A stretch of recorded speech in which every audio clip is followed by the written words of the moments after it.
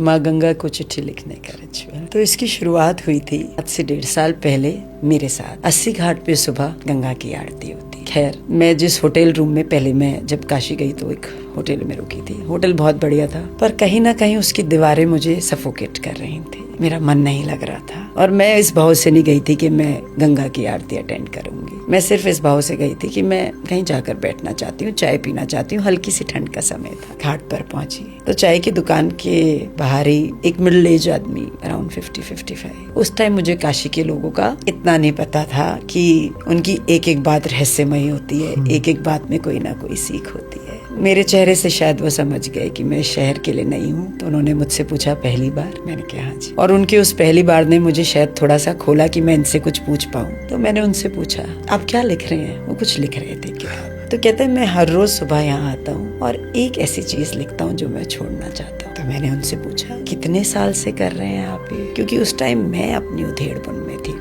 कुछ चल रहा था मेरे दिल। तो बोले 27 सालों से लिख रहा हूँ। तो मेरी मैथ्स तो थोड़ी वीक है फिर भी मैंने कैलकुलेट किया तो 27 साल 365 दिन, तो करीब करीब 10,000 चीजें वो ऐसी रोज लिख चुके जो वो छोड़ना चाहते हैं। एंड देयर आई रियलाइज्ड, ये सिर्फ छोड़ने की बात कर रहे हैं और मैं सिर्फ लेने की बात कर रही हूँ।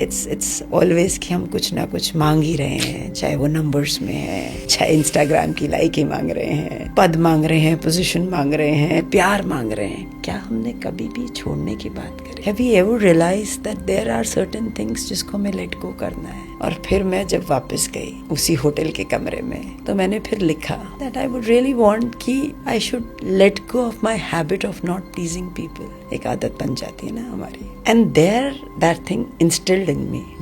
और वहां से मैंने एक रोज तो नहीं लिखती, मैं सबको बोलूं, पर जब मैं काशी में होती हूँ तो जरूर लिखती हूँ। This is so beautiful. मतलब इतना अच्छा रिचुअल है ये।